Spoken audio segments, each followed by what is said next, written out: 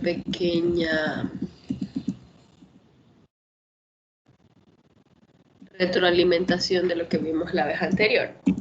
A ver, ¿quedó claro el concepto de habituación? Pregunto. Vamos a hacer preguntas, ¿sí? Porque si no, nadie me contesta. Vamos a María Melina. María Melina, Hola, con tus profesora. palabras, ¿qué entendiste por la habituación? Ya, esto de aquí quiere decir que es algo como natural, que es espontáneo y que, o sea, si vamos a hacer algo no es pensado, o sea, lo hacemos Exacto. por como espontáneamente, o sea, porque pasó, porque sucedió, así. Sí, o sea, la respuesta a través de la habituación no necesariamente se da por un proceso de recordar algo, ¿no? Sino es que simplemente es un acto innato y que se da de forma inmediata y es un poco también rudimentario. Perfecto, muy bien. Ya, vamos a preguntarle a otra persona, rapidito, de manera sencilla. Maoli, Giomara Maoli. Maoli, para ti, ¿qué es la memoria? ¿Qué entendiste por la memoria? Ya, en este caso la memoria es la forma en donde nosotros logramos almacenar alguna información. Exacto.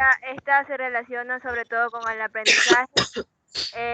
Y eso, profesora, es más que todo la información que nosotros logramos recolectar, por decirlo así. Perfecto. Dime dos tipos de memoria que se te hayan quedado grabadas. Ya, sí, tenemos los tipos de memoria a corto plazo y a largo plazo.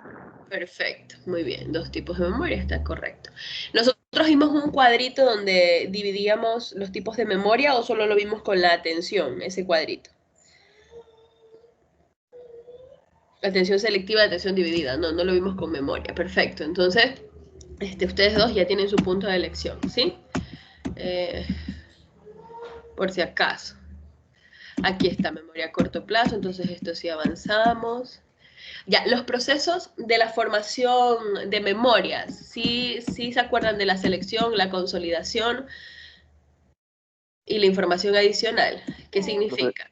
A Profesora, ver, no recuerdo muy bien eso, lo que usted estaba mencionando ahorita. Si los podría repetir, estaría bien. Porque ese día se... selección, consolidación e incorporación en la información adicional. Eso. Sí, profesora. El problema es que justamente a eso quería llegar. A ver hasta qué punto podríamos hacer esa pequeña retroalimentación y así continuar con el siguiente tema, que es el aprendizaje, ¿sí? Bueno, vamos viendo qué es, a ver, primero estamos entendiendo qué son los procesos importantes en la formación de memorias. Estamos viendo que la memoria es un proceso cognitivo, ya lo teníamos en cuenta eso y lo habíamos revisado, que entre los procesos cognitivos que tenemos la atención, tenemos la memoria, el aprendizaje, ¿sí? Las emociones. Entonces, todos estos procesos cognitivos son importantes y yo les comentaba en la clase anterior que de alguna manera los estudiamos de manera separada, pero están implicados todos en el proceso del aprendizaje, ¿no? Obviamente vamos a tener involucrada la memoria, vamos a tener involucradas las emociones, vamos a tener involucradas la atención, vamos a tener involucrada la percepción. Todo eso es importante, ¿no? Por ejemplo, si nosotros queremos analizar el aprendizaje virtual, vamos a tener que entender cómo funcionan estos procesos y cómo se ve implicado en este tipo de aprendizaje que es virtual. Vamos a tener que quizá la atención sea un poco dividida, ¿no? Porque de alguna u otra manera quizá estamos haciendo dos cosas al mismo tiempo. Hay mamitas que, por ejemplo, cuando vienen a la universidad dejan a sus hijos con un cuidador, no dejan a sus hijos con su mamá, con su tía, con su prima, bueno. Pero en este caso, me imagino que puede haber el caso de que una de ustedes esté con sus hijos a los lados, que sus hijos estén que las peñizca, o que sus hijos estén que no, bueno, ustedes son jóvenes, ¿no? Pero sí hay casos de mamitas que están estudiando enfermería y que quizá tengan que estar haciendo dos cosas al mismo tiempo en esta clase virtual, ¿no? Porque estamos hablando de la intimidad del hogar y que quizá el proceso sea distinto. Entonces, el aprendizaje va a ser diferente, ¿no? Entonces, es importante entender cómo se da el proceso de la memoria para saber cuál es el orden que yo voy a adquirir al momento de utilizar la memoria. Y en ese orden vamos a encontrar la primera parte, que es la selección. ¿Qué es la selección? Es cuando nosotros recibimos informaciones a través de nuestros sentidos, pero no memorizamos todas la participación porque está solamente la participación, encontramos el hipocampo y la amígdala. Les voy a poner un ejemplo. Ustedes están en esta clase, ¿no es cierto?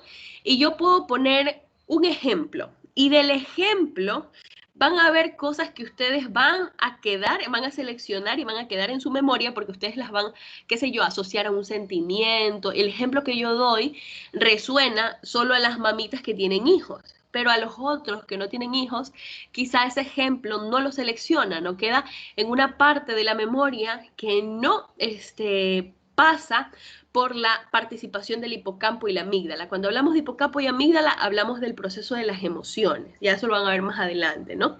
Entonces, este ejemplo que yo di no les resuena a ustedes. Y por esa razón puede pasar por este proceso de selección o de no selección. ¿Sí me explico?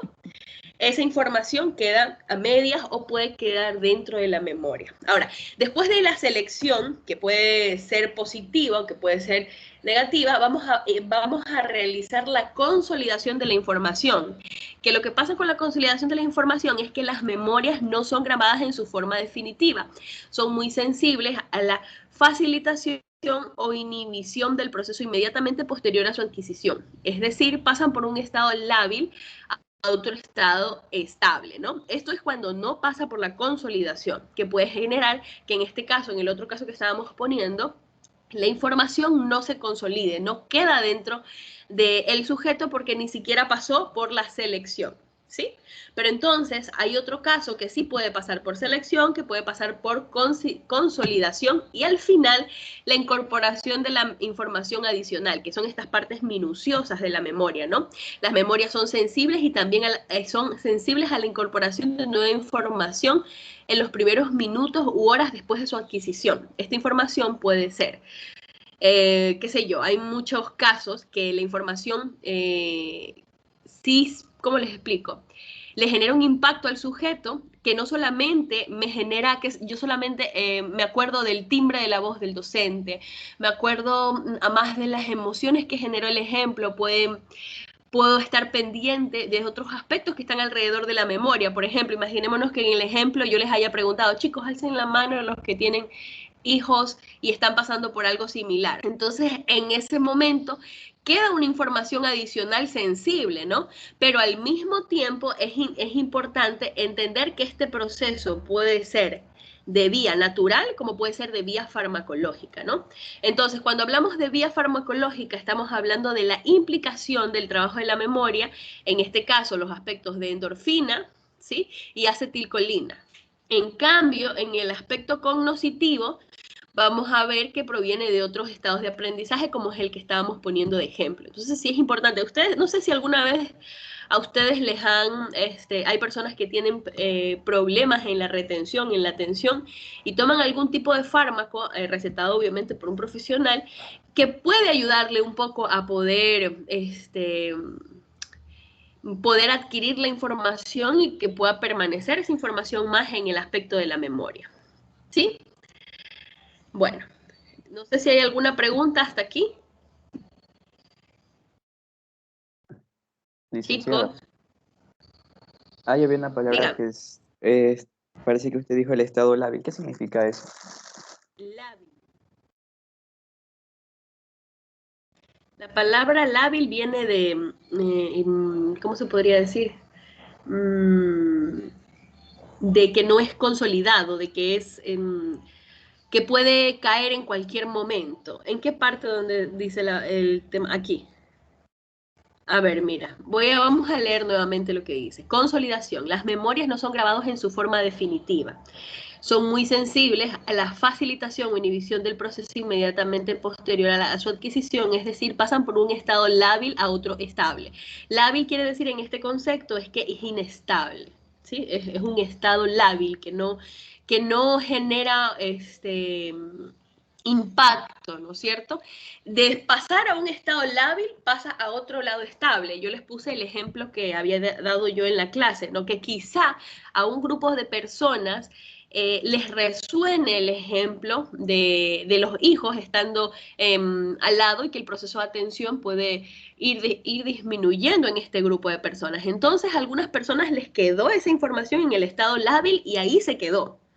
¿Sí? Obviamente en la consolidación vamos a ver que este grupo de personas que llegó a consolidar la información pasa al otro estado estable de la información. ¿Sí? Lo que habíamos dicho en antes. Pero es bueno que pregunten para aumentar nuestro vocabulario, ¿no? ¿Qué significa lábil en este caso? Bueno, licenciada, gracias. No se preocupe, siempre a la orden. Profesora, A ver, dígame. una pregunta. Esos fármacos que toman para retener, creo que la información, o sea, para aprender, ¿son efectivos? Miren, yo En en ese ciertos casos. sentido nosotros como psicólogos no trabajamos con fármacos, ¿sí? Nosotros como psicólogos vemos los efectos que pueden producir estos fármacos y de acuerdo a eso hacemos el acompañamiento a este sujeto que está recibiendo un fármaco que obviamente se lo tuvo que dar un médico psiquiatra. Entonces, si nosotros hablamos de efectividad de medicamentos, yo lo que voy a decir es que esa pregunta quien la puede responder correctamente es un psiquiatra. Es como ustedes, por ejemplo, ustedes, los fármacos, lo que ustedes hacen con los fármacos es el tema de hacer el seguimiento de la utilización del fármaco. Ustedes deben saber la composición del fármaco, pero ustedes no van a recetar. En el momento que el enfermero o la enfermera recete un fármaco, está cometiendo un problema ético. Igual nosotros, por ejemplo, yo sé cuáles son los fármacos que se utilizan para la depresión, los antidepresivos, los fármacos que se utilizan para la ansiedad son los ansiolíticos, y así hay un sinnúmero de fármacos, por ejemplo, el operidol que se utiliza para la psicosis, pero yo no puedo recetar nunca, un psicólogo puede recetar un fármaco a un paciente. Lo que puedes decir, bueno, identificar. Cuando me llega un paciente que está con fármacos, yo veo su fármaco, veo que está teniendo y veo los efectos colaterales del fármaco. Imaginémonos la somnolencia. Y yo quiero que esta persona trabaje en activación conductual o que trabaje qué sé yo, en algún proceso específico de la psicoterapia. Yo sé que va a ser, el efecto del fármaco le va a generar un letargo o le va a generar una somnolencia. Y yo con el efecto del fármaco, yo voy a mandar las actividades psicoterapéuticas, pero yo no receto el fármaco, yo le ayudo a que ese fármaco sea un poco más efectivo en el tema conductual, en el tema terapéutico. Vamos a poner un ejemplo. ¿Quiénes de ustedes conocen cómo se manifiesta la psicosis o vamos a llamar la esquizofrenia? ¿Ustedes han visto casos de esquizofrenia? ¿Alguno de ustedes se vio la película? A ver si es que si no lo han visto en persona, por lo menos en la película Una mente brillante. Alcen la mano los que han visto Una mente brillante. Nadie se ha visto esa película. De tarea les voy a mandar a ver películas para que sepan más o menos cómo son las psicopatologías. Bueno, en Una mente brillante hay una persona con esquizofrenia que es el protagonista de la película. En esa película, esta persona empieza a tomar, esta es una historia de la vida real, ¿no? Esta persona con esquizofrenia ganó el premio Nobel, de matemática, creo yo. Pero él sufría de una enfermedad llamada esquizofrenia, entonces él veía a 3 personajes. Y justamente él pudo desarrollar su teoría a través del problema mental que tenía. Pero él con el tiempo, a través de la psicoterapia, él pudo identificar qué personajes eran ficticios y qué personajes eran reales. Entonces nunca dejó de alucinar, nunca dejó de ver esos personajes, pero él ya los controlaba y aceptaba su situación mental. Entonces, ¿qué pasa? Cuando él tomaba los medicamentos, él dejaba de alucinar, pero entraba en un letargo que no podía llevar su vida naturalmente. Entonces, ¿cuál es el rol ahí de la psicoterapia o del psicólogo? Es mediar entre el medicamento, porque cuando él está medicado se puede hacer psicoterapia, pero cuando él no está medicado, él no se puede hacer psicoterapia, porque quizá tú no existes, el psicoterapeuta ni existe, posiblemente, ¿no? Dependiendo del grado de la psicosis, para poder llegar a un lugar importante con el paciente. Entonces, en este caso, nosotros mediamos entre este proceso. Y por esa razón es importante entender la ética de la psicología y de la enfermería para saber hasta dónde llega nuestro rol, ¿sí? Y en el caso de saber si es o no es efectivo este tipo de medicación, yo creo que lo ético sería buscar al profesional, pedir la ayuda y decir, bueno, yo tengo problemas en la memoria, ¿qué me puede recomendar? Y obviamente esta persona, si es ética también, el profesional en psiquiatría, te va a mandar exámenes, o el neurólogo, y va a ver qué áreas de tu cerebro están siendo afectadas para que tu memoria, ya sea a corto o largo plazo, ¿sí? Está fallando, para ver qué tipo de medicación deberías tomar de acuerdo a la situación particular del sujeto, ¿no? Eso es lo que yo podría responder a su pregunta. ¿Alguna otra pregunta? Chicos, un segundo.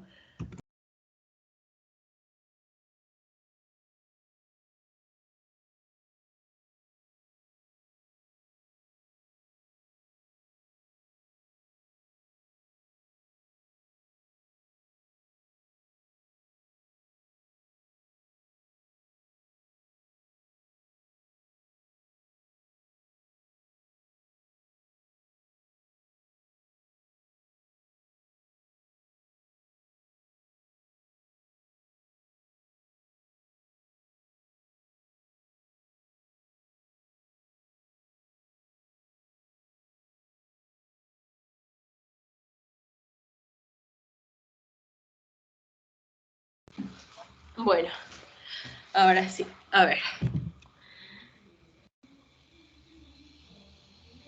Ya, ahora vamos viendo los tipos de memoria según las clasificaciones parecidas a cuando vimos el cuadrito de la atención, ¿no? En estas distintas clasificaciones vamos a ver una que es según el tiempo, y ahí vamos a encontrar que vamos a tener una memoria remota o inmediata, ¿no? Que esta memoria remota o inmediata quiere decir que esta puede adquirirse en semanas, meses o años, o según el tema de la evocación, que es en el momento que se da el aspecto memórico. Por ejemplo, cuando un sujeto recuerda, por ejemplo, un hecho específico. Vamos a poner ejemplos con ustedes mismos. Vamos, ¿quién tiene un recuerdo específico de la semana anterior? El ejemplo de María Melina, cuando yo le pregunté. Yo les decía, bueno, ¿quién de ustedes quiere ganarse un tema de lección haciendo un pequeño remember, pequeño recordatorio de la clase anterior? No, nadie dijo nada, pero cuando hice la pregunta, todos los que pregunté respondieron de manera inmediata, ¿no? Sin equivocarse. Entonces, en este caso, la adquisición está de la mano con la evocación al momento de decir de explicar. Hay personas que prefieren que les hagan preguntas a quedar por sí solas el aspecto que estamos por recordar, ¿no es cierto?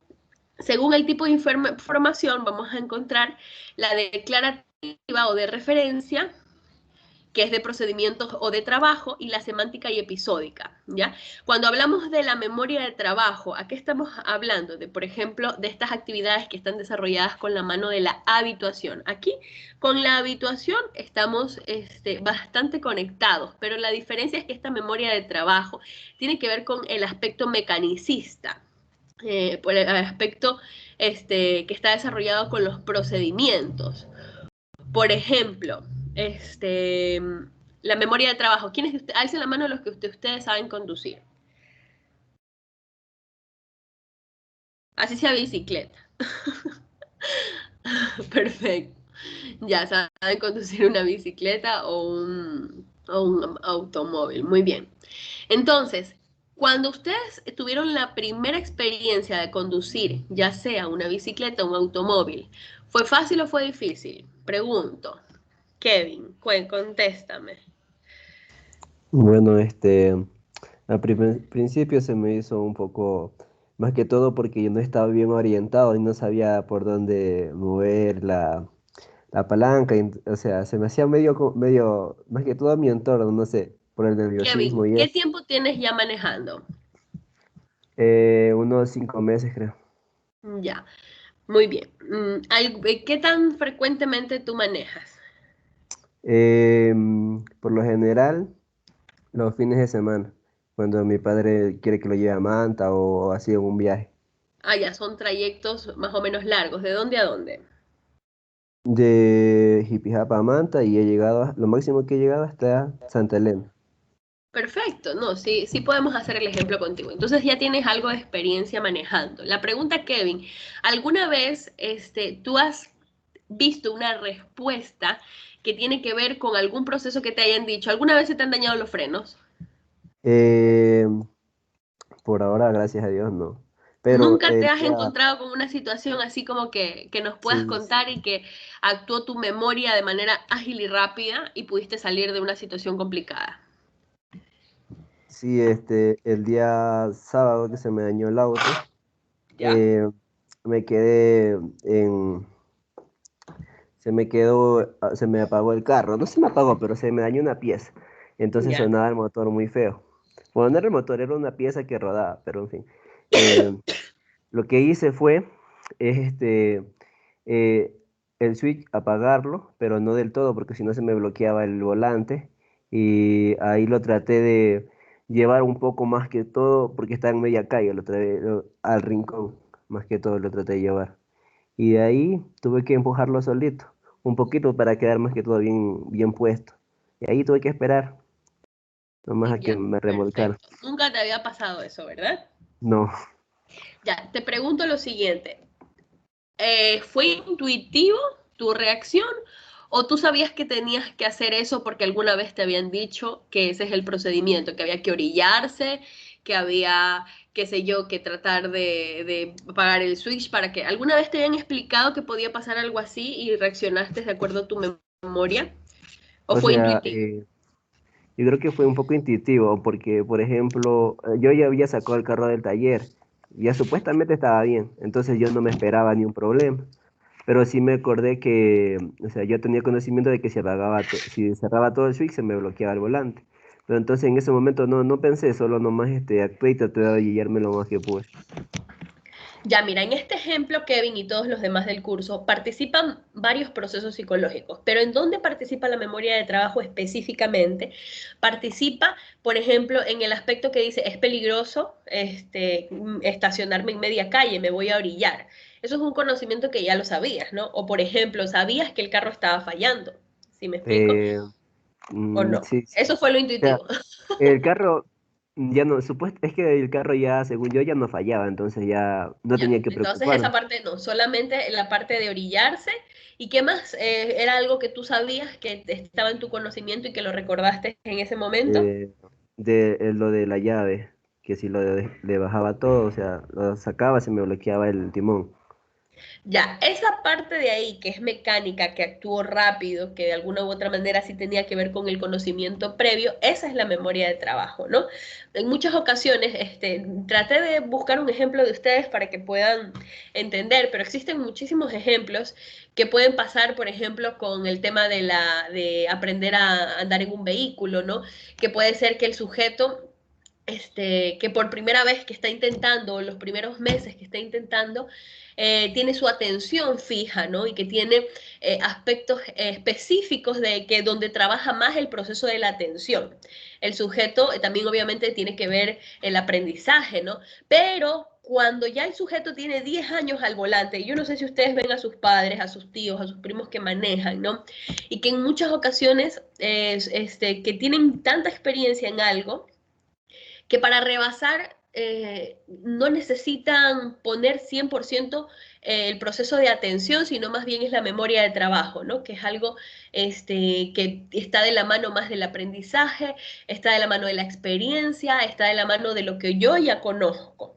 En muchas ocasiones pasan estos ejemplos, pero por ejemplo, como tú tienes 5 meses manejando, teníamos que ser bien específicos con tu ejemplo. Pero si recordamos a otra persona, ¿no? Que ustedes lo ven manejar y ustedes dicen, wow, este man maneja súper bien y no es que está con el nervio, no es que está 100% atento, no puede conversar con ustedes y al mismo tiempo puede utilizar esa memoria de trabajo porque ya sale de manera natural y está focalizado a lo aprendido. no es una situación intuitiva que tiene que ver con un proceso emocional, con un proceso sensorial, ¿no? Es algo que ya fue aprendido y como lo repitió en varias ocasiones, se convierte en una memoria de trabajo. No sé, Kevin, cuéntame si ya está un poquito más claro entender esa memoria de trabajo. Sí, sí, profesor, ya me quedó claro. Ya, y la semántica y episódica, estamos hablando de espacios más cortos, ¿no? No necesariamente es de la experiencia que el sujeto tiene, por ejemplo, al realizar una actividad fija, sino es que estamos hablando de que es un episodio que pasó en algún momento y nuevamente se activa. Vamos a poner un ejemplo, las experiencias o la memoria a través del terremoto, ¿ya? Ustedes pueden tener experiencias que pueden ser episódicas en el terremoto porque no ha habido otro terremoto, ¿verdad? Ninguno de nosotros ha pasado por otro terremoto, ¿no? Pero hay ciertas situaciones que nos pueden hacer referencia a esa memoria, todo aquello que quedó guardado en ese día, que podemos traerla por episodios en momentos actuales. Por ejemplo, a quienes de ustedes le alcen la mano, los que ustedes están en un edificio o están en un lugar y ven un tractor pasar y tiembla un poco la tierra y lo primero que ustedes recuerdan es el terremoto. Alce la mano al que le ha pasado eso. A mí sí me ha pasado. Muy bien, ya. Ahí interviene esta memoria episódica, ¿no es cierto? Ahora también podría intervenir, es que si vuelve a pasar otra vez el terremoto, nosotros vamos a actuar de una manera más ágil, por ejemplo. Después de un cataclismo, lo primero que van a hacer ustedes es salvar, ¿qué cosa? El agua, los productos, tener la mochila de emergencia, no se van a cometer los mismos errores. Vamos a hacer que esta memoria episódica, que fue en un momento, ¿no? Genere ¿cómo es que se llama? Ay, ve acá también ya la están explicando. Bueno, vamos a seguir avanzando. A ver, la memoria procedimental. Kevin, porfa, es que me duele mucho la garganta. ¿Podrías leer lo que dice ahí en la memoria procedimental? Está bien, profesor. Memoria implícita o procedimental. Aprendizaje y memoria sobre cómo se hacen las cosas que solíamos hacer. Recuerdos básicamente, ¿y cómo se pronuncia eso, profesor? Y, bueno, Hola, ¿qué? Repite, por favor, que no te escuché, porfa. la parte que dice recuerdos básicamente ICC, ¿qué significa? Ya. A ver, no, estoy un poquito ICC. No es coeficiente intelectual, porque sería CI. Siga, continúe. Bueno, recuerdos básicamente ICC, en que se basan nuestros hábitos perceptivos y motores. Se forma a partir de tipos de aprendizaje filogenéticamente antiguos, base biológica para adquirirla, ligados a condiciones particulares de adaptación y supervivencia de cada especie. Su expresión es automática y difícil de verbalizar. Ejemplo, habituación, condicionamiento clásico, condicionamiento instrumental.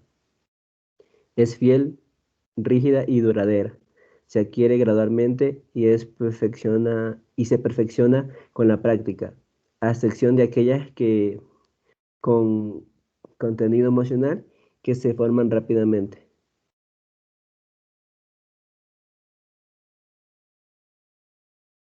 Perdón, tenía el ese apagado. Decía que aquí estamos hablando de los aspectos procedimentales que nos podría dar un poco, que nos puede explicar un poquito la teoría conductual, ¿no es cierto?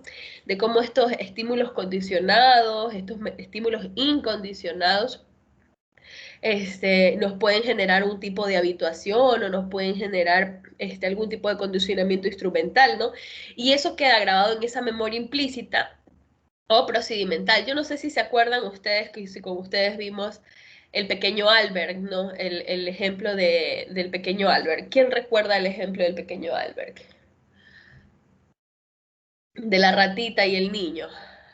Que el papá hizo un experimento con el propio hijo, donde le Exacto. enseñaba una rata de color blanca y al mismo tiempo que le enseñaba la rata de color blanca, hacía un ruido muy fuerte detrás de él. Entonces el niño cada vez que veía algo blanco, esto de aquí, el niño se asustaba, comenzaba a llorar.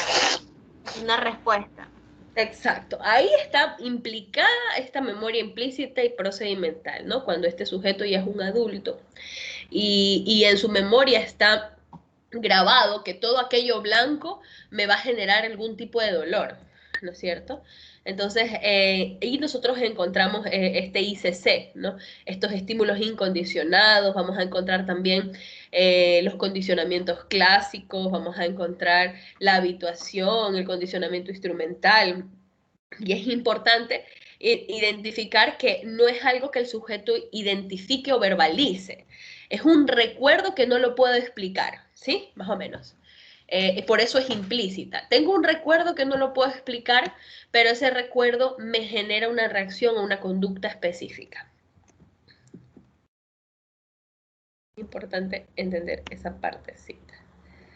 A ver.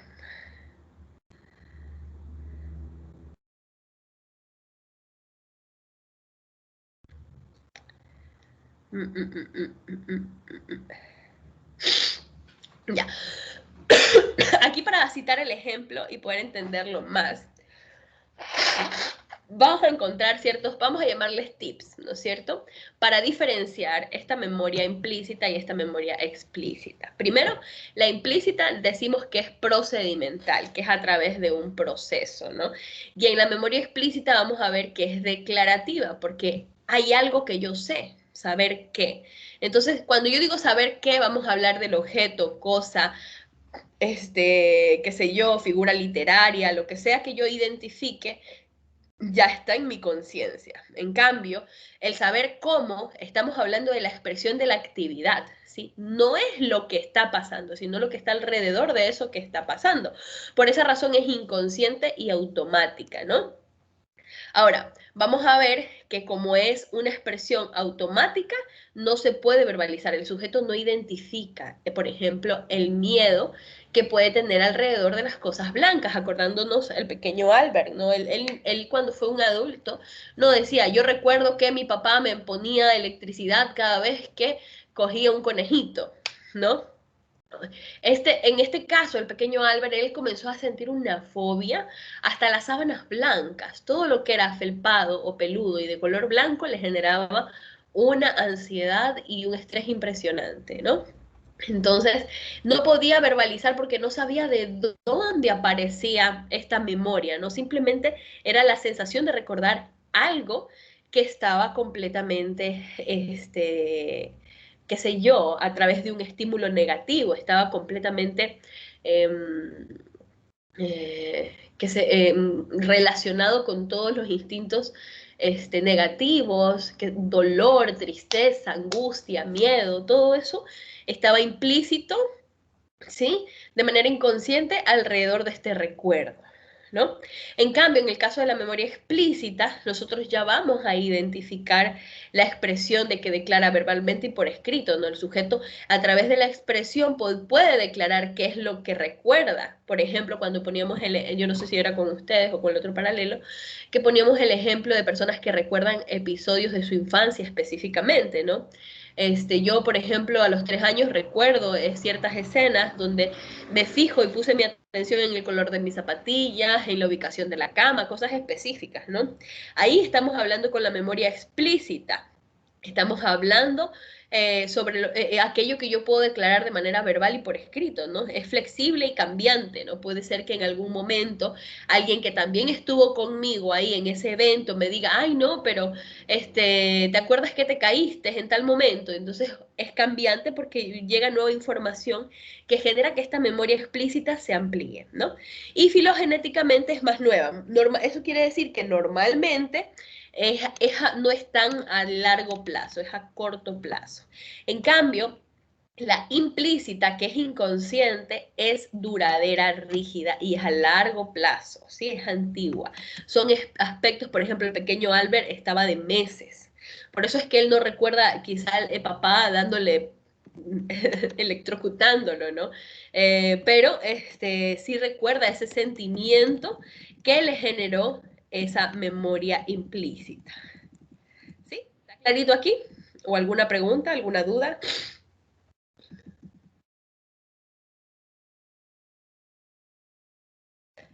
Ya. Yo creo que hasta aquí llegamos con el tema de la memoria. Porque ya estamos en la semana que debemos avanzar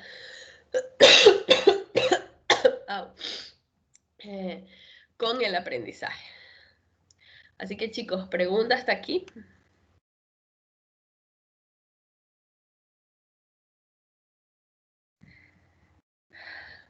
¿Ninguna? ¿Dudas? Ya. Por favor, Kevin, sígueme ayudando, que no estoy aguantando, me pica demasiado la garganta. Está bien, profesora. Gracias. Definición. El aprendizaje es el proceso a través del cual se adquieren o modifican habilidades, destrezas, conocimientos, conductas o valores como resultado del estudio, la experiencia, la instrucción, el razonamiento y la observación. Y aquí importantísimo que debemos tener en cuenta del aprendizaje es que estamos hablando no solo de conocimientos, en el aprendizaje hablamos de habilidades, ¿sí? El conocimiento es una de las habilidades que se adquieren en el aprendizaje. Normalmente pensamos que lastimosamente a nivel general la educación ha sido muy conductista, pero nosotros lastimosamente pensamos que solamente vamos a evaluar conocimientos. Entonces aquel que me saque 10 en el examen es el que mejor nota tiene, y no es así. Porque también vamos a encontrar las destrezas. Por ejemplo, si yo estoy estudiando en la carrera de enfermería, ¿cuáles son las destrezas que yo tengo que evaluar en la enfermería como docente, ¿no? En este caso, voy nombrando las que tienen que ver con el rol profesional. Ustedes díganmela, ¿no? Para no decirla yo. Una de las destrezas que tienen que ver con su rol profesional y que el profesor debería evaluar. ¿Quién me dice una?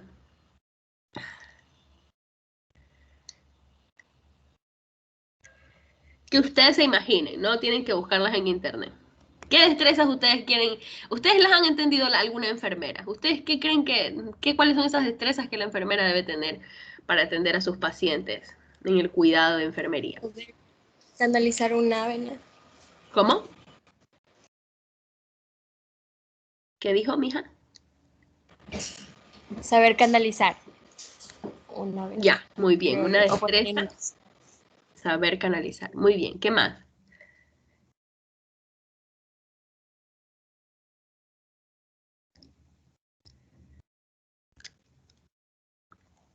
Una enfermera debe ser ágil, debe pensar rápido, debe ser astuta, pregunto.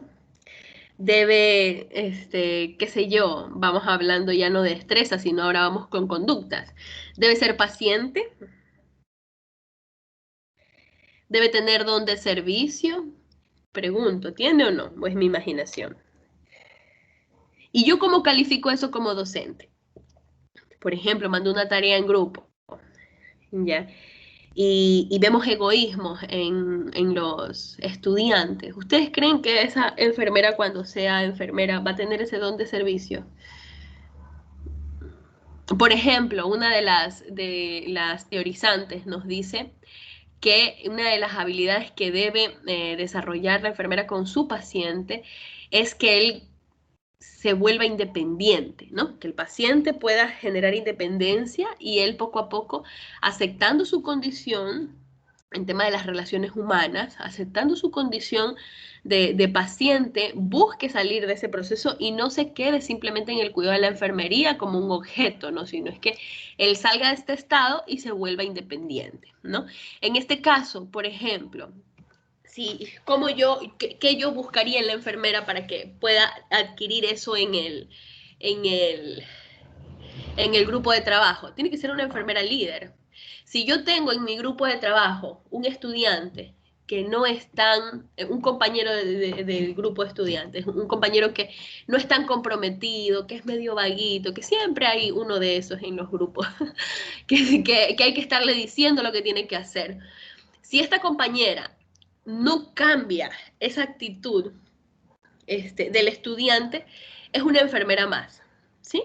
Pero si esta compañera adquiere esa destreza, esa habilidad, esa conducta de ser líder y hacer que ese vaguito del curso se vuelva un estudiante independiente, ¿qué estoy haciendo? Estoy entrenándome para después yo ser esa enfermera como la teorizante que dice que hay que generar que el paciente sea independiente. Entonces no le voy a hacer el trabajo a mis compañeros.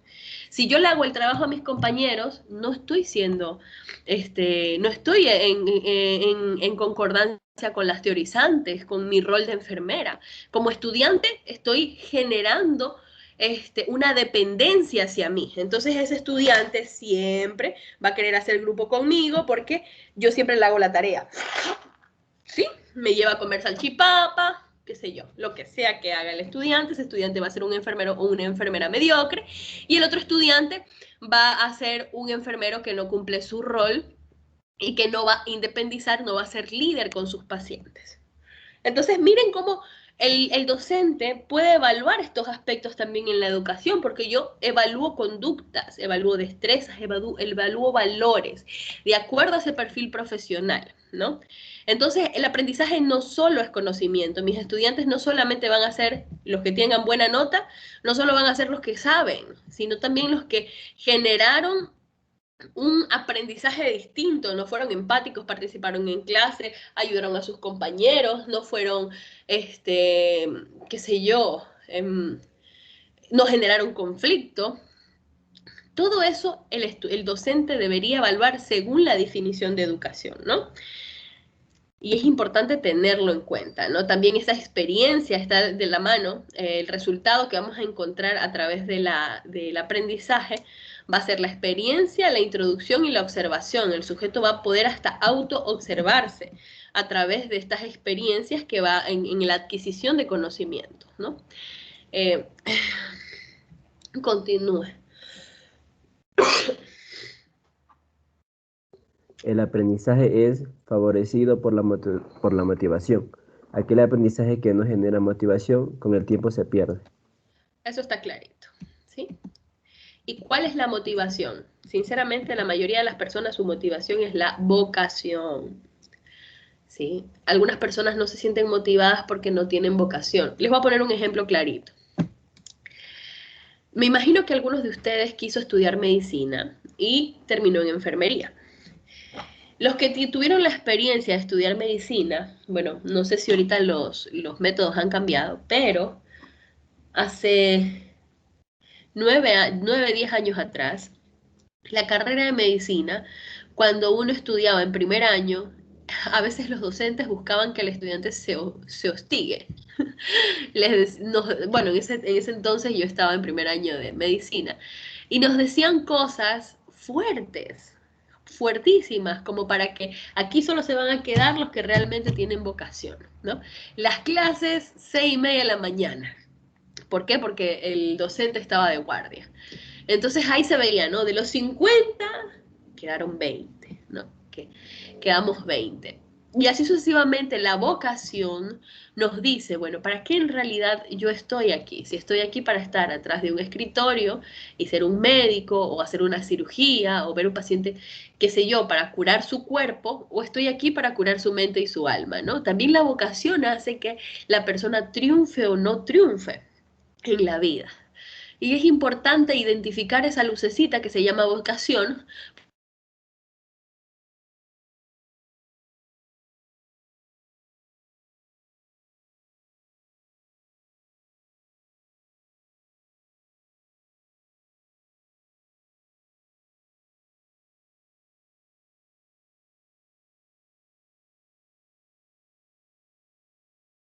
Factores están motivados porque, qué sé yo, tomaron pusieron su primera inyección, ¿sí? Son aspectos que están desarrollados con la motivación. ¿Me escuchan? Hola. Hace un momento se le cortó, profesora. Ay, por Dios. Bueno, continuemos. Definición por enfoques. Según el conductismo, continúe, por favor. Y el conductismo, cambio relativamente permanente en la conducta, como resultado de la experiencia. Cambio externo observable, respuesta. Ya, en el conductismo nosotros vamos a encontrar que la definición del aprendizaje está de la mano con la conducta y la experiencia, ¿no? Estamos hablando de que vamos a encontrar un cambio observable, que es la respuesta, y la respuesta puede ser el 10, puede ser el 0, puede ser el 7. Se evalúa a través de la nota. En cambio, el cognitivismo, ¿qué nos dice? Cambio relativamente permanente en las asociaciones o representaciones mentales, como resultado de la experiencia. Cambio interno no observable. Ya, aquí la diferencia es que este cambio, un cambio es externo y el otro cambio es interno. El cambio interno no observable, estamos hablando de la cognición, estamos hablando del pensamiento, estamos hablando del aprendizaje intrínseco del sujeto. No estamos hablando de la conducta, no estamos hablando de esa nota, ¿no? Estamos hablando de la experiencia cognitiva que el sujeto tiene alrededor del aprendizaje. Vamos con la teoría asociacionista. Estas son las teorías basadas en el conductismo que postulan el aprendizaje por condicionamiento a través del modelo de estímulo-respuesta. Se distinguen dos podemos corrientes. encontrar aquí, por ejemplo, en el asociacionismo, vamos a encontrar estas grandes teorías que están alrededor del estímulo y la respuesta. ¿Ustedes creen que la nota es un estímulo o no? Por ejemplo, si llega un profesor y les dice, todos tienen 0 porque nadie me estudió. En la siguiente clase, ¿todos estudian? Les pregunto. Sí, profesora. Y claro, pues el estímulo, en este caso es un estímulo negativo, le genera una respuesta al curso, ¿no? Ahí es que está, y todavía se utiliza ese tipo de métodos, y son métodos muy antiguos. Bueno, vamos a encontrar el condicionamiento clásico, y en el condicionamiento clásico vamos a ver que sus representantes son Ivan Pavlov, John Watson, esto ya lo vimos, si ustedes recuerdan, fue una de las cosas que primero vimos en la teoría cognitiva conductual. Vamos a tener a Claude Leonard, a Edward Thorndike. Thorndike, más adelante lo vamos a mencionar bastante. ¿Por qué? Porque Thorndike, una de las teorizantes, no recuerdo, creo que Pelplau. Ustedes ya vieron sus teorizantes, ¿saben cuáles son sus teorizantes de la enfermería? Si yo digo Pelplau, ¿sí lo ubican?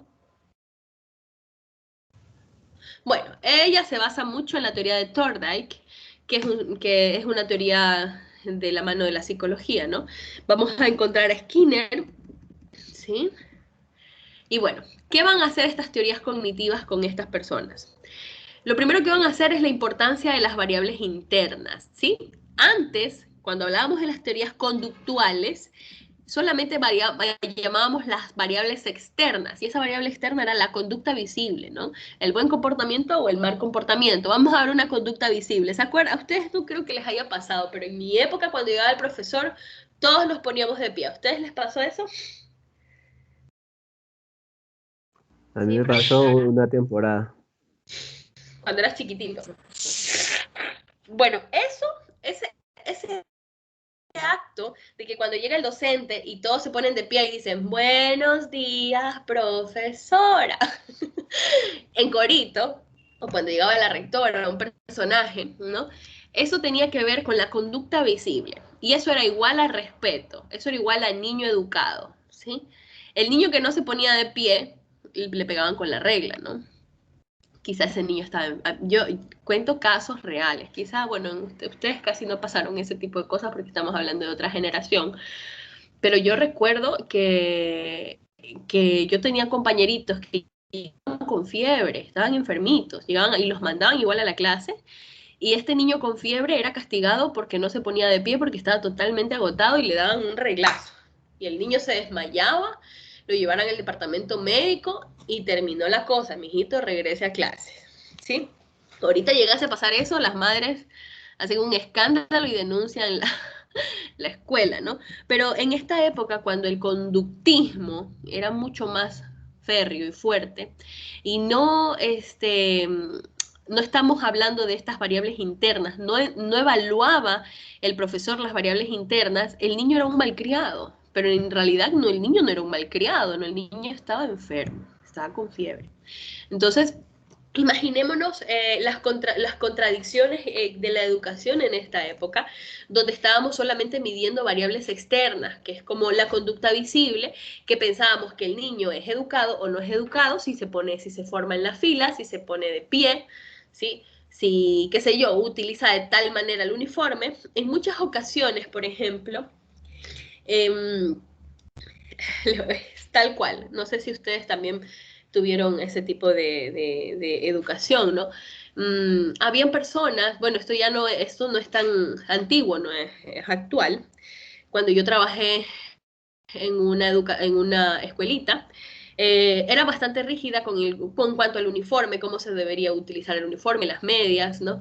Y obviamente para tú tener unas medias blancas, pulcras, deberías tener al menos 2 pares de medias para lavar una un día y lavar otra el otro día y no se te curtan. Pero en muchas ocasiones habían personas que, qué sé yo, tenían padres descuidados, que en muchas ocasiones tenían maltrato infantil, eran personas abusadas sexualmente, eran niños que sufrían muchísimo, ¿no? Que tenían la responsabilidad sobre ellos. Estos niñitos de escuela tenían que llegar a su casa, lavar la ropa, atender la ropa, hacer la comida, atender a los adultos que eran completamente descuidados y llegaban a sus escuelas todos desaliñaditos, lo más posible, tratando de que no los castiguen. Y llegaban a sus escuelas y terminaban siendo marginados, terminaban siendo, hasta los mismos docentes rechazaban a este tipo de estudiantes. Era el niño malcriado del aula, cuando en realidad era un niño con depresión, era un niño con, con una conducta que visiblemente era reprochable porque no seguía las normas institucionales, pero también las dificultades internas, todos estos aspectos no visibles de su cognición no eran visualizados, no eran vistos, ¿no? Entonces no eran tomados en cuenta, solamente lo que observaba, que era que estaba sucio, que no había tiempo, que tenía solo un uniforme por la pobreza que tenía esta persona, era lo que el docente miraba, ¿no? Y yo me imagino que muchos de ustedes, alcen la mano, quiero saber si alguno de ustedes, alcen la mano, si alguno de ustedes ha visto estos ejemplos en las escuelas, si recuerdan alguno de estos 2 ejemplos que he mencionado, de que a veces nomás de que las escuelas en el tiempo de antes se fijaban más en lo visible que en lo interno del estudiante. ¿Quiénes de ustedes pudieron palpar esa realidad? En compañeritos, en instituciones, en situaciones similares. Ninguno.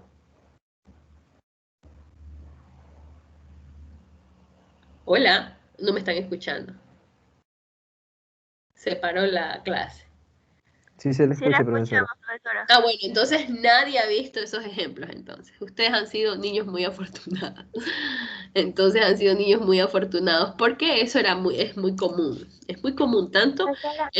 dígame. Ah, no, que yo le decía que yo había visto un video similar a eso, lo que usted está diciendo. Ah, videos. Ajá, un video yo vi un día en Facebook. Ya, ya, no, lo de acá es real. Es real y es muy palpable. Digo que, por ejemplo, de cada curso en el cual yo estuve trabajando, habían 2 o 3 casos de esos. Entonces era muy palpable. Quizá, como éramos pequeños, en ese entonces ustedes eran pequeños, no se pudieron dar cuenta ni percatar, porque en el momento de la infancia uno está preocupado en jugar, ¿no? Pero si nos ponemos a identificar a ese niño que fue rechazado en la escuela, en muchas ocasiones ese niño pasó dificultades, ¿no? Y fue injustamente tratado porque el modelo era conductual, ¿sí? Eso es lo que quiero que quede claro, identificar el modelo conductual. Ahora en el modelo cognitivo vamos a ver qué le vamos a dar más importancia a las variables internas. Eso es que quiero que quede claro. Continúe, mija, porfa, ayúdenme con este párrafo. Ay. Cualquier estudiante. El aprendizaje es un proceso de comprensión creciente de relaciones en el que las condiciones externas actúan mediadas por estructuras o esquemas internos del individuo. Ya, sigamos. Se pueden distinguirse múltiples corrientes con importantes matices diferenciadores. Ya, antes de ver estos matices diferenciadores, quiero que quede claro que hay esquemas dentro de cada individuo, ¿no? Y tiene que ver con la comprensión creciente de las relaciones, ¿no? Cómo yo me relaciono con el otro, cómo es mi vínculo interno, mi vínculo social. Entonces, para poder entender eso, vamos a encontrar estos modelos. Y uno de los modelos más importantes es el del aprendizaje social, condicionamiento por imitación de modelos. ¿Qué decía Bandura? ¿Sabes lo que decía Bandura? Decía que el niño aprende por observación y modelamiento. Por ejemplo, yo al niño no le digo, mijito, no grite. Si yo le digo al niño, mijito, no grite, ¿qué le estoy enseñando? A gritar, porque el niño no va a aprender por lo que le digo, sino por lo que observa. ¿Sí? ¿Ustedes creen que eso es verdad? Alcen la mano los que creen que uno aprende más por imitación que porque le digan algo que entre por la oreja y salga por la otra. Muy bien, perfecto, así es. Muchas veces hay padres que le dicen, llega una persona y le dicen, dígale, mijito, que no estoy. Y el niño va mintiendo, va diciéndole al vecino, no, no está mi mamá. Dice que no está, por ejemplo, la típica, dice que no está. El niño aprende a mentir porque la mamá mintió y él observó que la mamá mintió, ¿sí? El niño aprende a bailar reggaetón porque vio a la tía, a la prima, a la hermana, no sé, a la madre bailando reggaetón. O porque ve los videos de la vaca Lola y aparece ya música DJ y cosas por el estilo. Entonces vamos a ver que existe esta observación o modelamiento que también está desarrollando por el aprendizaje vicario, que nuevamente es aprender lo observado a los demás. Es como lo típico de las modas. ¿Se han dado cuenta qué pasa en TikTok? ¿Sí? O sea, en TikTok alguien hace un chiste o algo, un videíto, no sé, algo, y todos hacen el mismo video y quieren hacer el mismo, con las mismas muecas, con las mismas... Por ahí alguien se diferencia poniéndole otro filtro, yo qué sé, tantas cosas que hay en esa plataforma, pero yo veo que siempre es el mismo, la misma cancioncita, los mismos gestos, el mismo chiste, y esto tiene que ver con la imitación, ¿no? El generar modas, que tiene que ver también con este aprendizaje vicario. ¿Por qué decimos el tema de que es social? Por ejemplo, por las masas.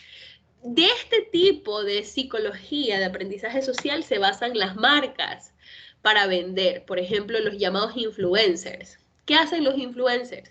Los influencers lo que hace es precisamente que nosotros, por medio del aprendizaje vicario, ¿sí? Nosotros vamos asumiendo que eso que está haciendo el influencer es lo correcto, lo que yo debo hacer.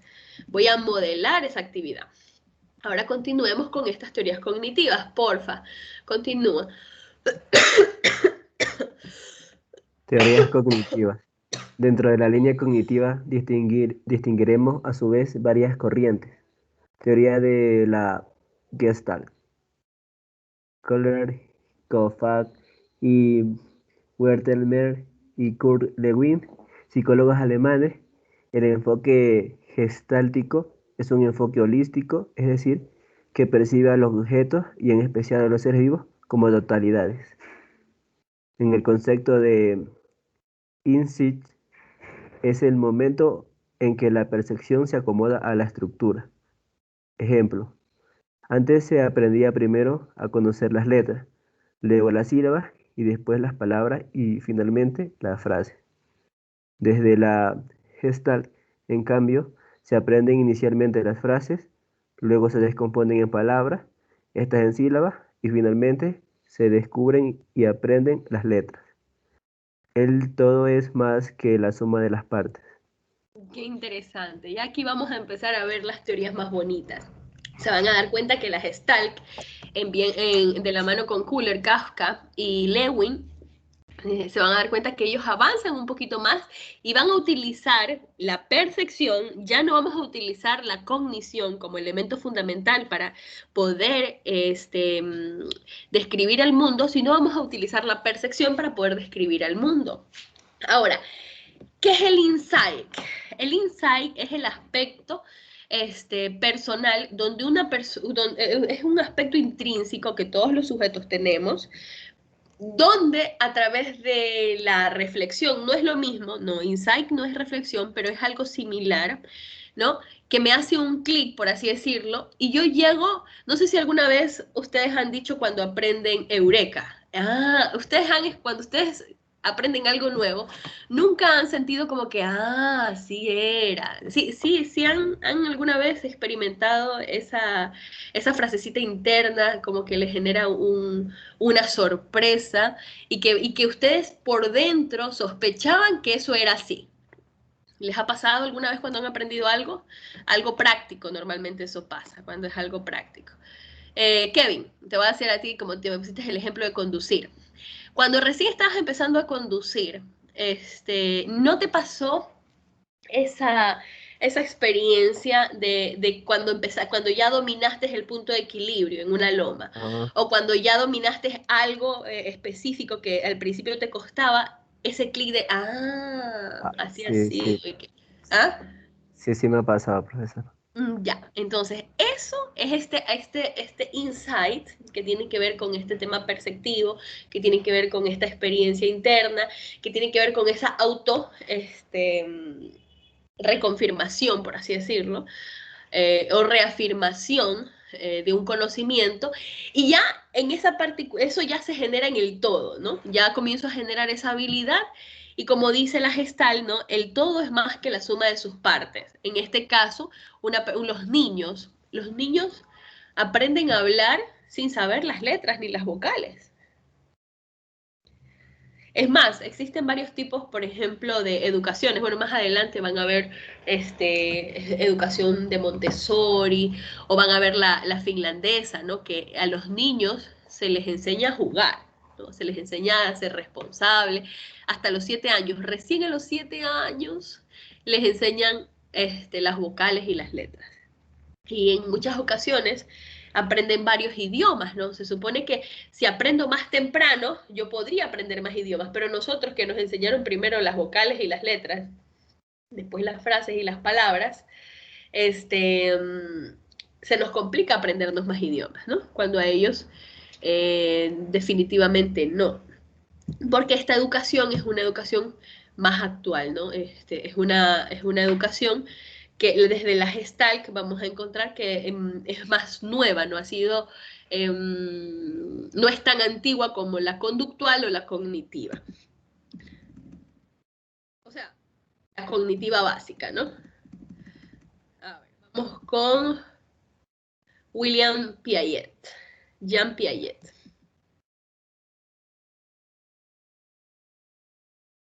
¿Qué pasa?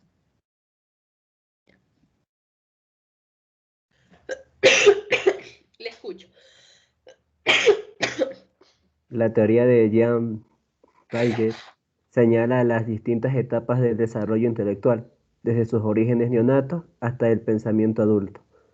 Estudio sensorio-motor, nacimiento 2 años, hasta los 2 años. Estudio preoperacional, de 2 a 7 años. Estudio de las operaciones concretas, de 7 a 12 años. Y estudio de las operaciones formales, desde los 12 años en adelante. Ya, importantísimo saber de Piaget, porque aquí en Piaget vamos a profundizar más adelante. Ustedes, ustedes no están, ¿cuál es su materia integradora?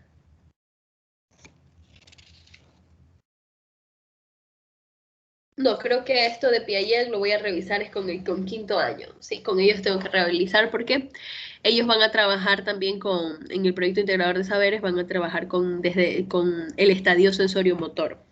Entonces voy a explicar el estadio de manera minuciosa para que ellos tengan una base conceptual, ¿no? Pero ¿qué hizo Jean Piaget? Lo que él hizo fue dividir por etapas el desarrollo intelectual. Entonces este desarrollo sensoriomotor, lo va a hacer muy, muy, muy sencillito, tiene que ver mucho con las sensaciones, cómo el niño aprende, todo se lleva a la boca, ¿no? Todo lo aprendido a través de este niño, desde su nacimiento hasta los 2 años, tiene que ver con esas sensaciones, ¿no? También tiene que ver, por ejemplo, aquí en esta edad el niño aprende lo que es la risa social. A veces uno se ríe y el niño se ríe también. Entonces ahí hay un sinnúmero de aspectos cognitivos que el niño va a ir desarrollando en cada una de las etapas hasta los 2 años. En el preoperacional vamos a encontrar que el niño ya no tiene una... Por ejemplo, si ustedes le ponen a este niño de 2 años un envase, ¿no? Que contiene la misma cantidad de agua, pero el envase es más gordito y más bajito y el otro envase es más largo y tiene la misma cantidad de agua, para el niño va a pensar que el que es más largo contiene más agua, ¿no?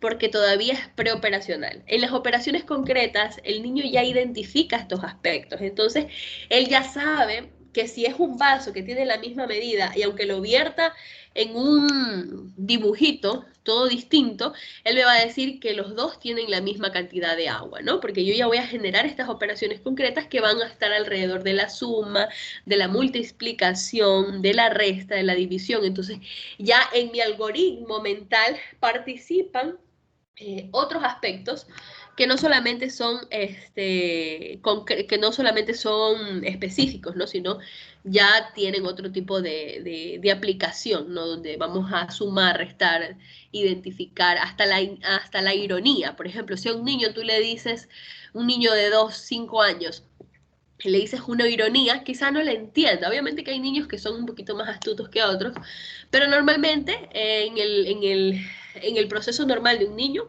a los 7 años ya debería entender estas nociones que tienen que ver con la negación, el sí y el no, ¿no? Cuando no tiene esto desarrollado, estamos hablando que hay un déficit, de ahí viene la patología, ¿no? Y el estadio de las operaciones formales, ya hablamos de los niños de 12 años en adelante, donde ellos ya pueden entablar una conversación, pueden hacer un análisis, pueden hacer una categorización, etcétera, ¿no? De manera sencilla. Bueno, Ausubel. Vamos con Paul Ausubel. El aprendizaje significativo de Ausubel.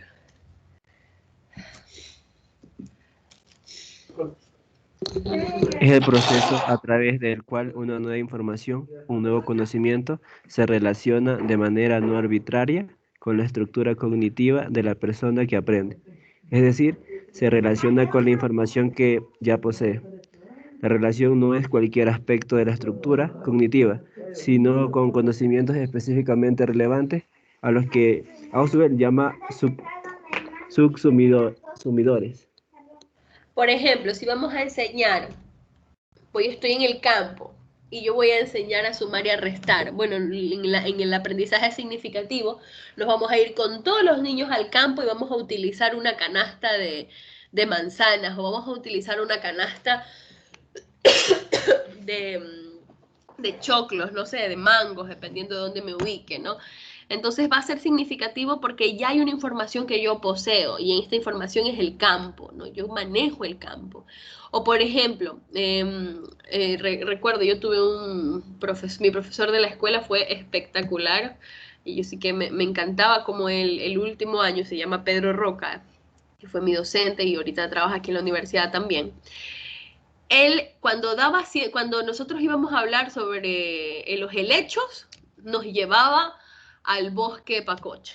Cuando teníamos que ver sobre el ecosistema marítimo, nos llevaba a la playa de aquí. Y íbamos a las 6 de la mañana y buscábamos los helechos. Me acuerdo que a cada uno dice, busquen cosas y tráiganlas. Entonces él nos hizo buscar, unos trajimos conchitas, otros trajimos pepinillos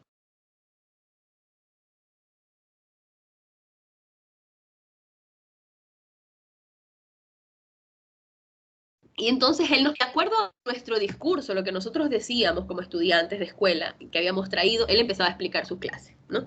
Eso es una clase invertida realmente, ¿no? Donde yo aporto a través de la información que busco, que indago, y también es significativo porque hay un conocimiento previo, y ese conocimiento previo lo que hace el docente es mediar ese conocimiento y generar esa estructura cognitiva. Entonces es importante entender de qué se trata ese tipo de aprendizaje significativo que me parece muy lindo. Ahora vamos a ver el aprendizaje mecánico.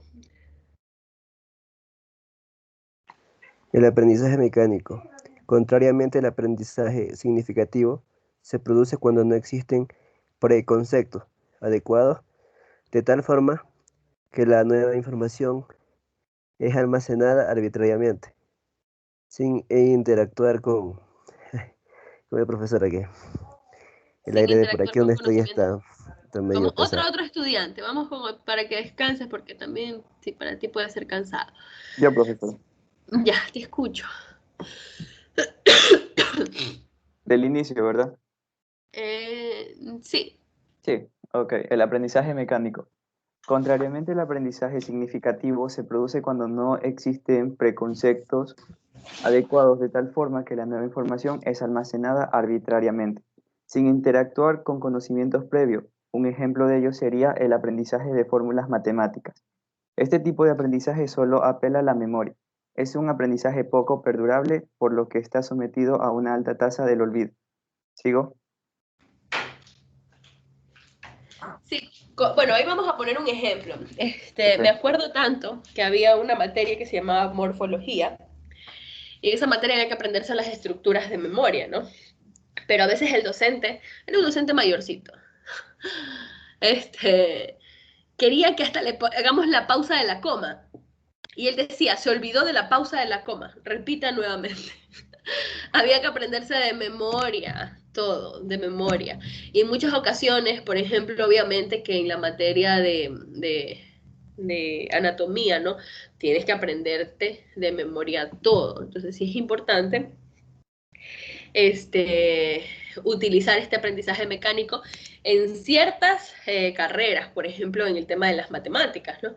Pero tampoco, porque las matemáticas también es lógica, no solamente el aprendizaje memorístico y mecánico. Entonces, sí es importante tenerlo en cuenta que sirve para, para ciertos efectos, pero no siempre es el más óptimo, ¿no es cierto?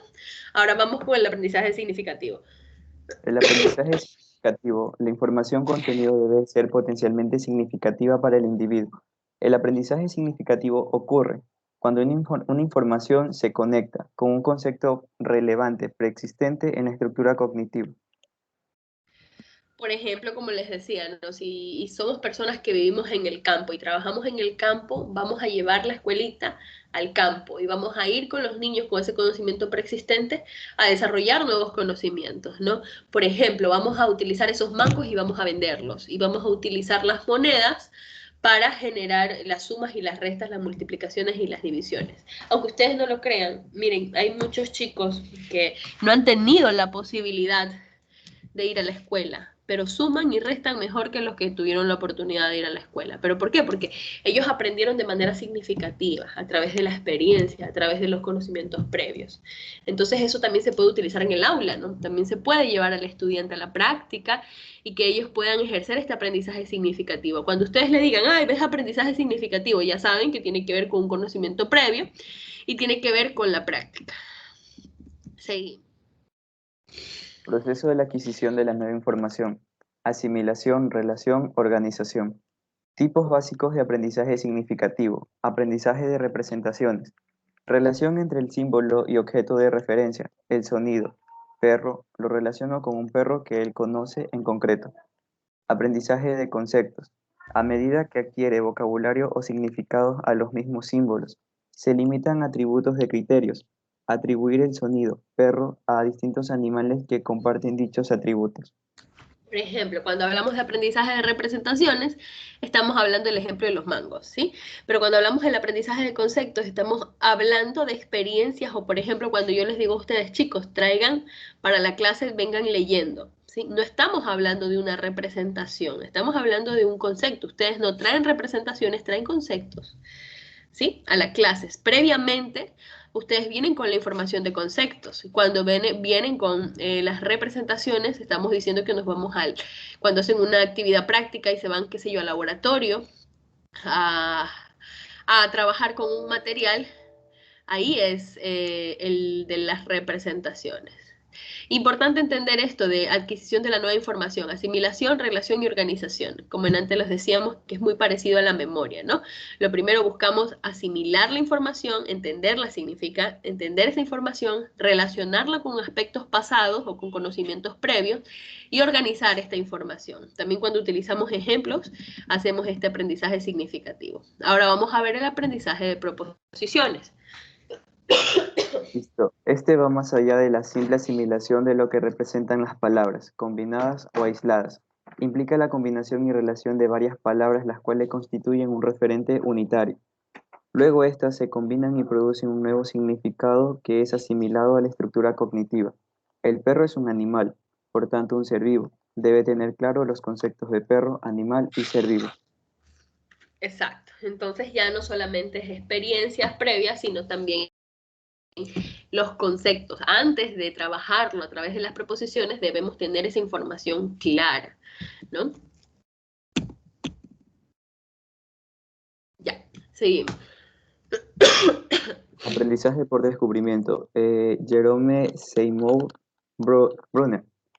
Esta teoría se basa en propiciar la participación activa del individuo durante el proceso de enseñanza-aprendizaje, a partir de la consideración de que un aprendizaje efectivo depende básicamente de que un problema real se pretende como un reto para la inteligencia del alumno, motivándolo a enfrentar su solución y aún a ir más allá. Ya, este aprendizaje que es por descubrimiento se ha utilizado muchísimo a nivel de maestrías, ¿sí? Más que todas estas maestrías que están desarrolladas al aspecto mercantilista.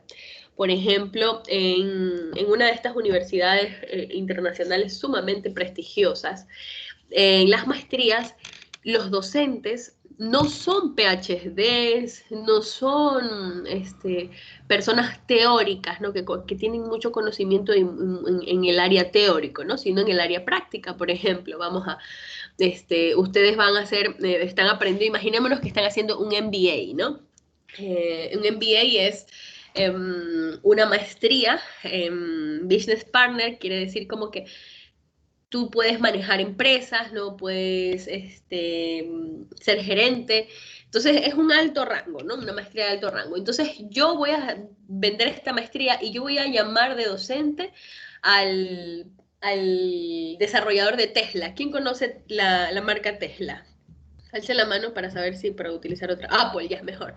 El desarrollador de Apple, ¿sí? Entonces, ustedes quieren ser expertos en tecnología digital. Entonces yo voy a llamar a un experto que quizá no tenga título universitario todavía, no es un PhD ni nada por el estilo, pero tiene una empresa, mega empresa, y es una persona que ha llegado a un punto sumamente alto, ¿no? De experiencia. Entonces esta persona relata su vida, dice cómo fue su experiencia de chamaquito, cuando no tenía nada, esto como una TED, ¿no es cierto? Y al final de la clase dice, bueno, ahora ustedes tienen que desarrollarme un teléfono para para 4 meses. El estudiante no le enseñaron cómo hacer un teléfono, solo tienen la motivación, ¿sí? Tienen al experto, tienen cómo él llegó a ese nivel de desarrollar un teléfono, pero ahora los estudiantes tienen el reto de generar una solución y hacer un teléfono. Bueno, chévere, logran hacer el teléfono, los 5 mejores teléfonos, imaginémonos, se ganan una beca para trabajar obviamente la motivación está ahí, de por medio, y los 5 mejores trabajos van a tener la participación en Apple, Estados Unidos. Entonces, súper motivados los estudiantes por generar ese teléfono. La siguiente vez llega... vamos a poner a tal Rockefeller, ¿ya? Un magnate en negocios.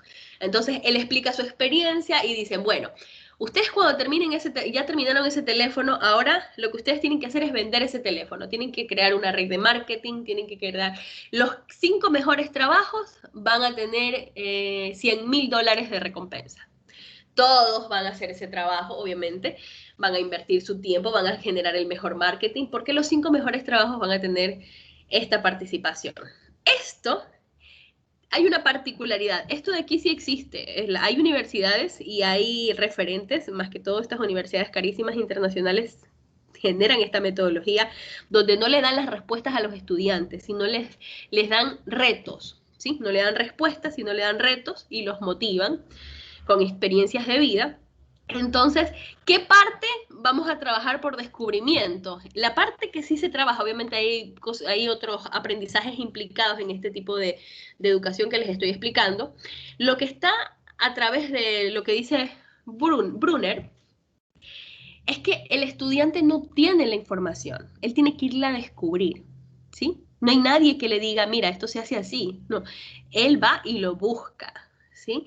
Y esto de aquí le genera un aprendizaje efectivo y en realidad es uno de los mejores aprendizajes y que en muchas ocasiones a ustedes quizás les ha tocado, qué sé yo, por alguna situación donde la virtualidad no nos permite generar esa guía práctica o esa guía al lado del estudiante, pero hay ciertos estudiantes que logran pasar esta brecha de alumnos, ¿no? De tutor, de mentor, ¿no? Pasan esa brecha y la elevan hacia buscar la información por descubrimiento, ¿no? ¿Quedó claro esta?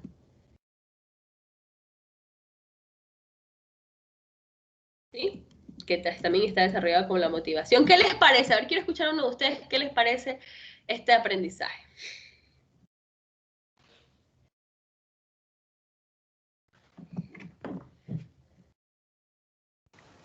Buenas tardes. Yo lo considero pues bastante interesante en cuanto a cómo se maneja el tema de persuasión mental. Me parece que se involucra bastante lo que es este tipo de motivación y reto, más que todo desafío a nivel intelectual, ya que les da o les propone a las personas la capacidad de superarse y de hacer cosas que no se imaginan. Así uno se pone a pensar la cantidad de empresas nuevas que salen a diario, pues no parece nada descabellado los ejemplos que usted menciona de Elon Musk, por ejemplo, o del mismo creador de Apple. Es real. Es real, el ejemplo que les di no es un ejemplo inventado, es real a nivel de maestría. Hemos visto este tipo de enseñanzas, ¿no? Obviamente son maestrías sumamente caras, son personas que tienen ese acceso. Imagínate que tu profesor sea Tesla, o el creador de Tesla, o que tu profesor sea el creador de iOS, o que tu profesor sea, qué sé yo, ¿sí me explico? Entonces, son maestrías caritas, cariñosas, pero que en el fondo lo que lleva involucrado en medio es el emprendimiento, ¿no? Empoderar al estudiante para que no solamente genere aprendizaje, sino también genere o sea, estas personas quedan marcadas de por vida, ¿no? Aquella persona que ganó esa beca o ganó ese trabajo, que ganó ser socio de iOS o trabajar, qué sé yo, un año en un proyecto, esta persona cambió toda su vida en ese momento que ganó ese trabajo. O sea, no solamente es una nota de decir, ay, pasé, muchas veces es muy triste. A mí siempre me pasa, y yo digo, me encantaría que la educación aquí en el Ecuador avance a esos niveles. Dios quiera que en algún momento tengamos los recursos, ¿no? y los conocimientos para llegar a ese nivel. Pero el estudiante es la nota. Lastimosamente todavía existen notas, todavía el estudiante busca hacer el 10. Y a veces cuando otro tiene un 10 y dicen, ¿y tú por qué tienes 10 si yo soy más inteligente que tú? ¿No? Y existe esa fricción y ese tema de identificarse tanto con la nota. Y cuando en realidad podemos ir un punto más adelante, ¿no? La nota tiene que ver con el modelo conductual, la conducta visible, no con esta parte intrínseca, con este descubrimiento. Por eso es que no hay vocación, por eso es que en muchas ocasiones el estudiante se gradúa de cualquier carrera y dice, bueno, ¿y ahora? ¿Qué hago? ¿Qué hago? ¿Soy enfermero? ¿Soy enfermera? Voy a buscar una plaza en el IES, voy a buscar una plaza en el sector público, pero ¿y ahora? Entonces, no hay esa motivación de la mano de la educación, no hay el hecho de movilizar a los estudiantes a ese descubrir, a ese aprendizaje por descubrir, por descubrimiento. Todo lo dan, todos nosotros como docentes le damos toda la información y se vuelve para nosotros y para ustedes, hay que ser muy honestos y ponerse la mano en el corazón, para nosotros y para ustedes se convierte en una adquisición de conocimientos de información, una adquisición de información, y ahorita la información está en la palma del celular.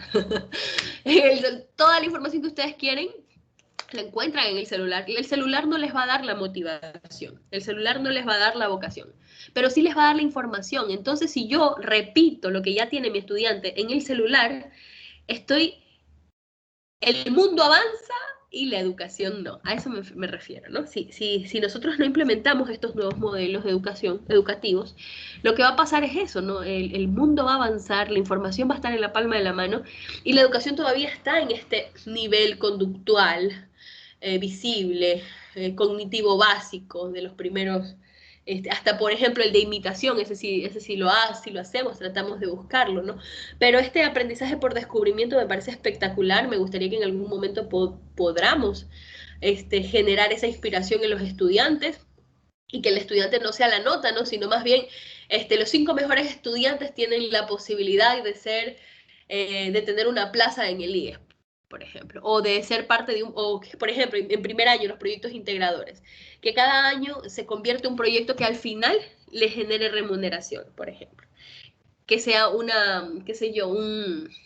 instituto de enfermerías para brindar servicios a través, digitales, me invento, ¿no? Y que cada nota, por ejemplo, el primer año se genera la base de datos, en segundo año se genera la aplicación del dispositivo, en tercer año se vende el dispositivo a las unidades, ¿sí? Y así sucesivamente vamos por el descubrimiento, adquiriendo estos aprendizajes que nos van a marcar hasta tener una marca, una huella, que nos graduamos, ustedes ya se gradúan y tienen esa posibilidad de tener algo más que una nota y que un cartón, ¿no? Seguimos. Representación actuante, en activa. Ya. Se aprende actuando, imitando y manipulando objetos, estadio sensomotor. Representación icónica. Consiste en representar, asociar y relacionar la información que se desea que aprendan mediante la utilización de imágenes u objetos. Estadio preoperacional. Representación simbólica. Se vale de los símbolos para representar el mundo. Esos símbolos son a menudo abstracciones que no tienen por qué copiar la realidad. Por medio de esos símbolos, los hombres pueden hipotetizar sobre objetos nunca vistos. Hace uso de la palabra escrita y hablada. Normalmente nosotros utilizamos la representación simbólica, ¿no? Porque los ejemplos que utilizamos no a todos les competen, ¿no? Entonces utilizamos la simbolización para poder entender el mensaje o lo que quiere que el docente asocie, ¿no?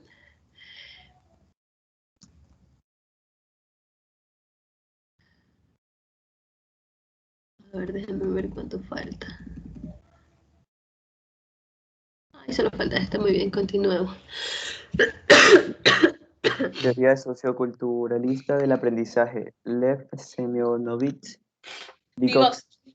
Lev Vygotsky, diga nomás. Lev Vygotsky. Más fácil. Listo. La teoría de Vygotsky se refiere a cómo el ser humano ya trae consigo un código genético o línea natural del desarrollo, también llamado código cerrado, la cual está en función de aprendizaje en el momento que el individuo interactúa con el medio ambiente. Este es un proceso interactivo, en el que la acción parte del sujeto, pero a la vez está determinada por el mundo exterior. El cambio cognoscitivo es el resultado de utilizar los instrumentos culturales en las interrelaciones sociales y de internalizarlas y transformarlas mentalmente. El entorno social influye en la cognición cognición por medio de sus instrumentos, es decir, sus objetos culturales, autos, máquinas y su lenguaje e instituciones sociales, iglesias, escuelas. Ya, aquí en la teoría de Vygotsky vamos a encontrar que también es socioculturalista, no solamente es social. Cuando hablamos de socioculturalista, hablamos que está el aspecto social y el aspecto cultural intrínseco. ¿A qué se refieren? Por ejemplo, ustedes vieron conmigo la materia antropología, ¿no? Tiene que ver mucho con la antropología, porque la sociedad es distinta a la cultura está impregnada. Cuando nosotros hablamos de la diferencia de cultura y hábito, ¿no? Entonces, muchas veces, las costumbres están arraizadas en la cultura, ¿sí? Y si yo quiero, por ejemplo, utilizar las costumbres, vamos hablando de los HLAs, que son los que ustedes conocen, ¿sí? Para generar un aprendizaje, yo voy a entender que hay aspectos intrínsecos que no se pueden modificar. Yo no puedo, mire, en la conductual lo que hacían era que ellos tenían que aprender el español porque si no, no podían comercializar sus prendas o sus aspectos culturales, ¿no? En cambio, en la teoría socioculturalista vamos a utilizar los aspectos sociales y culturales para que por medio de ellos pueda traducir al mundo, ¿no es cierto? Aquí dice claramente, ¿no?, que este entorno influye en la cognición. Entonces es importante entender estos aspectos culturales, que puede estar desarrollado a través de, por ejemplo, la religión. Yo no le llamaría iglesias porque me parece muy determinista. No todo el mundo tiene iglesias, ellos quizá tienen centros de sanación, ¿sí? No hay sacerdotisas ni sacerdotisas, ¿no?, sino más bien hay chamanes. Entonces hay que utilizar un lenguaje bastante extenso, realmente inclusivo, para poder saber a quién nos estamos refiriendo, ¿no? Sin dañar los aspectos culturales autóctonos de cada comunidad. Entonces, para poder generar el cambio cognitivo de la población, yo necesito, en otras palabras, hacer una investigación etnográfica. Como ustedes ya saben estos términos, deben hacer una investigación etnográfica para poder entender su cultura, y desde su cultura ellos puedan entender el mundo, y a través de entender el mundo, a través de su cultura, puedan socializar y tener nuevos aprendizajes sin perder su cultura. No sé si quedó claro.